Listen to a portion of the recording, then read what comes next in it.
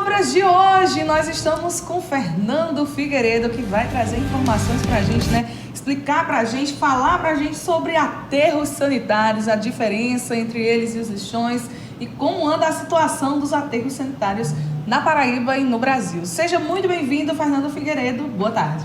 Boa tarde, Priscila, José Neto e o pessoal que nos acompanha aqui todas as terças na nossa coluna Diário de Obras. Está atrasado a parte de aterro sanitário porque tinha uma lei complementar desde 2012 que obrigava todos os municípios brasileiros até o ano de 2020 colocarem seus resíduos sólidos em aterro sanitário. Obviamente, você está nos ouvindo ou nos assistindo, sabe que isso não aconteceu. Aí em 2020, vendo a falha que houve, foi postergado para 2030.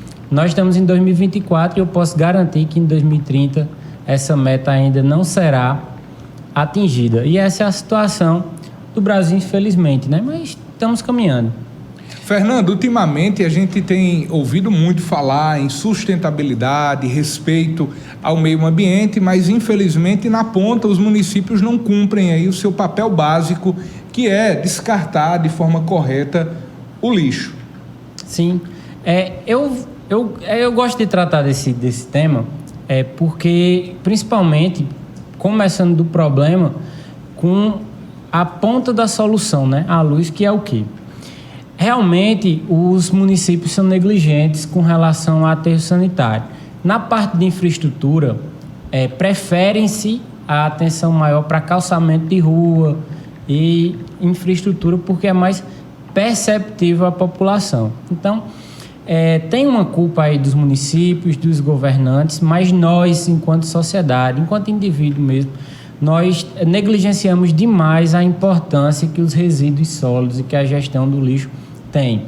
Inclusive, eu tenho até uma opinião um pouco contraditória sobre isso, que mais é fato, né? Isso é inclusive a recomendação dos órgãos ambientais sobre o caso do lixo. Tem países desenvolvidos, veja só, que a coleta é feita pelo próprio indivíduo. O órgão público, ele disponibiliza um local adequado, mas quem produz o lixo, quem produz o resíduo, é responsável por ele. Isso daí está muito longe da nossa realidade, mas começa pelo ponto da gente ser responsável pelo que produzimos. Então, você vê, por exemplo, as pessoas andando na rua e criticam a ausência de lixeira, por exemplo. Isso é um erro descomunal, porque quem produz o lixo, principalmente no ambiente público, é responsável por ele. Então, parte realmente tem a responsabilidade dos governantes, mas parte principalmente da sociedade enxergar um ponto crucial e importante, que é a gestão de resíduos sólidos. Fernando, e como é que funcionam os aterros sanitários? Para quem está em casa entender que é diferente de lixões. Sim, são 3 tipos, né, principais no Brasil. A gente tem os lixões, os aterros sanitários e os aterros controlados. Lixão é a céu aberto, literalmente. Então, é a pior forma que existe. Não é um sistema de tratamento, é um sistema completamente irregular, arcaico e proibido. Então, lixão não existe. Aterro sanitário e, primeiro, os aterros controlados são ambientes que recebem resíduos mais perigosos. Por exemplo, resíduo hospitalar. Então, eles precisam realmente ir para aterros especiais, para locais especiais, que são ambientes controlados. E os aterros sanitários são locais que recebem os resíduos de forma geral. Esses aterros sanitários, lá na disciplina, inclusive na sala de aula, eu gosto de dizer que eles são como se fossem piscinas. Então, você faz o tratamento do solo, você coloca um solo especial que seja impermeável, que não deixe passar os resíduos, né? A gente tem um principal que é bem conhecido, que é o chorume. Então, ele é impossibilitado de passar, você impermeabiliza. Então, você faz como se fosse tanques, né?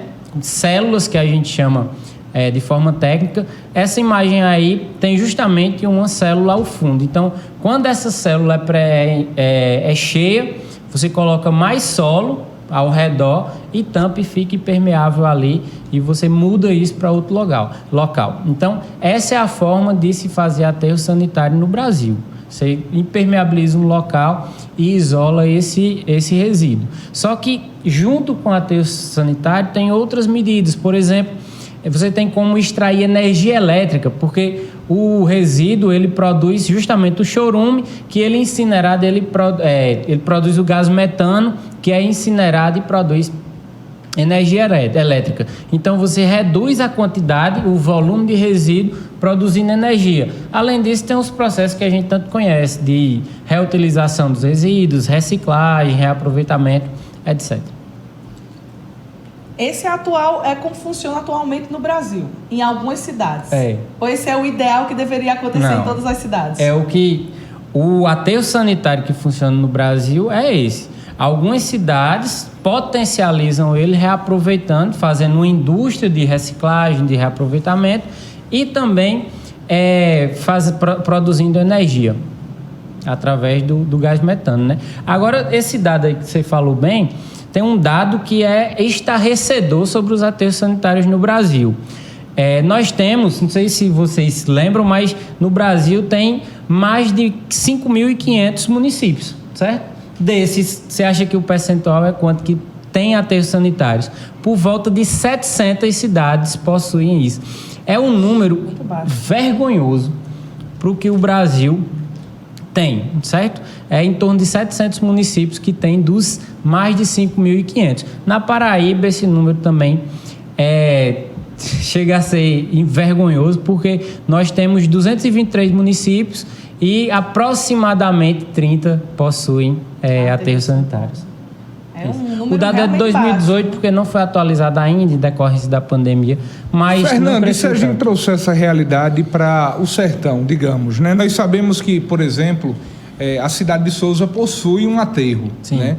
Onde a grande maioria dos municípios da região fazem essa coleta e acaba tendo destino esse aterro que é regularizado, mas ele é um aterro privado, não é um aterro público. A saída seria a formação de um consórcio de municípios para a criação de um aterro sanitário em comum. É possível? Tem algum caso desse tipo que mostre que seja possível haver do ponto de vista público?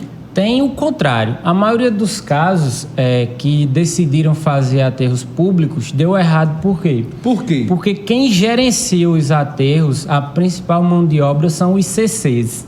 Você conhece bem que você trabalha com notícias, são os cargos comissionados. Então, quando muda a gestão, muda também os cargos comissionados e as pessoas que entram na nova gestão não estão habituadas, não tem experiência no trabalho. E aí o aterro sanitário acaba virando um lixão, que é uma coisa terrível, porque o aterro sanitário ele é relativamente simples, só que se não tiver todas as medidas necessárias de contenção dos resíduos, ele acaba virando um lixão realmente, porque o chorume começa a vazar, a impermeabilização não é certa. Então, por exemplo, se você não tem um operador do maquinário necessário, esse resíduo vai vir, concorda? Todo dia vai ser produzido resíduo nas cidades e eles vão para esse destino. Se um dia falhar, esse resíduo já vai ser depositado em um local diferente. E uma triste realidade que a gente tem é Cajazeiras, é exatamente o exemplo disso.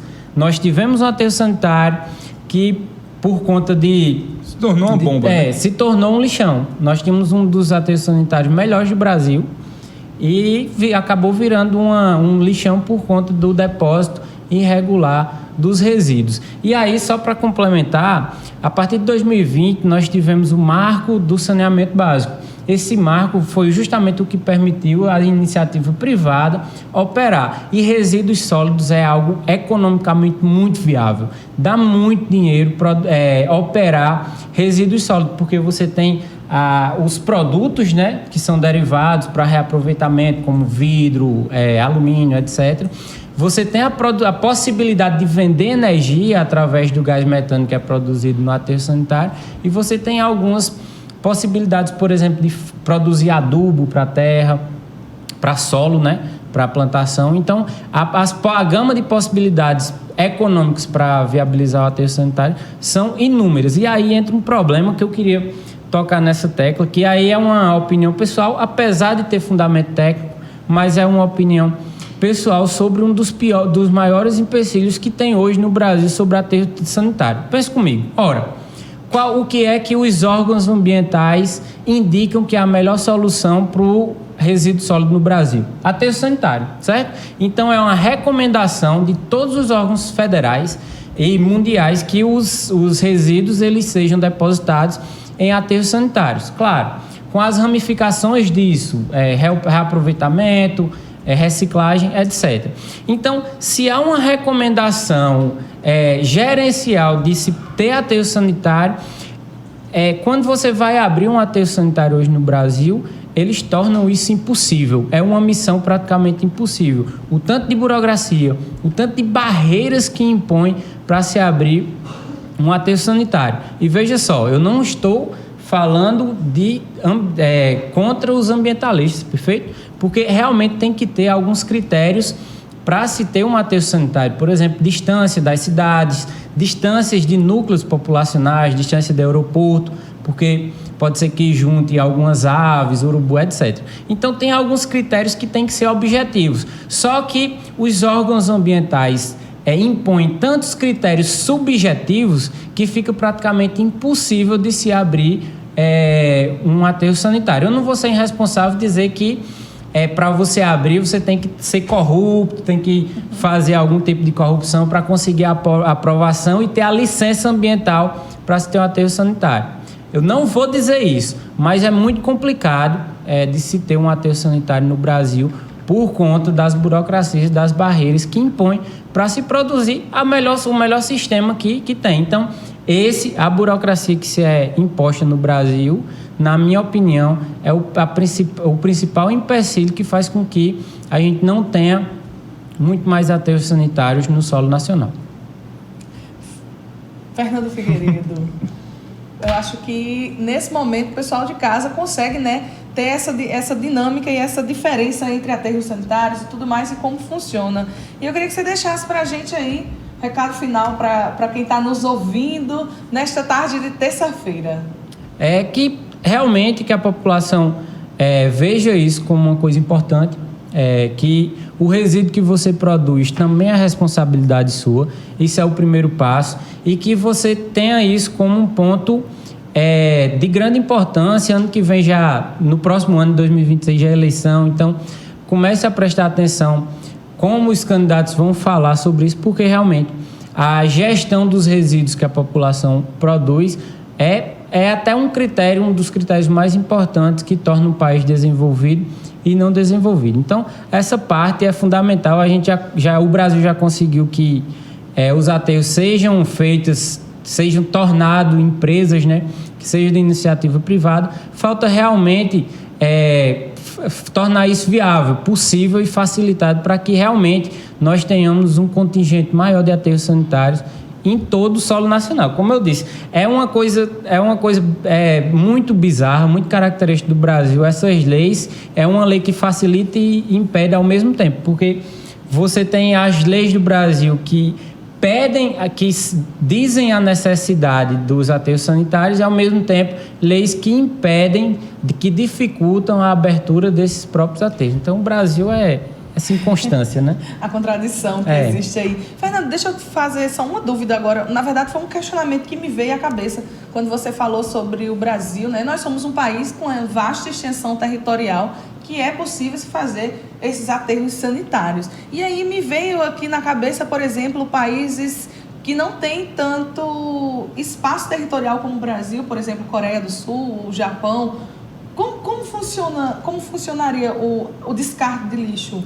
Primeiro que essa é uma pergunta bem interessante, porque, por exemplo, os Países Baixos, lá na Europa, eles compram resíduos sólidos de outros países para poder reciclar, reaproveitar e utilizar novamente. Então, a maioria dos resíduos desses países, eles são reutilizados. Você vê lá no Japão montanhas de equipamentos eletrônicos, etc., que são reaproveitados e reutilizados. O potencial de reaproveitamento e reutilização desse país é enorme. Então, é por aí. Vai muito pouco resíduo para os aterros em si e mais resíduos são reaproveitados. Realmente a gente percebe nos países como Coreia, como Japão, eles trabalham muito a reciclagem, Isso aí já traz um ponto extremamente positivo para o país em questão do descarte de resíduos no geral, no né? geral. E o ponto para isso é justamente a conscientização, é o primeiro passo. Não existe solução pública de nenhuma forma sem a educação ambiental. Você citou um exemplo bom, o Japão, quando teve a Copa daqui, no Brasil, o que se destacou foram os japoneses que iam assistir os jogos e saíam limpando o estádio. Saíam pegando os resíduos que eram produzidos ali. Por quê? Porque já é inerente à cultura de ser responsável pelo resíduo que você produz. Isso não precisava nem ser dito, isso é até deveria ser pleonasmo, né? Mas a gente tem uma cultura muito feia de jogar os resíduos na rua, etc. Então, ser responsável por tudo que você produz é o passo principal, é o primeiro passo para qualquer outra solução. A educação ambiental tem que ser o ponto chave disso.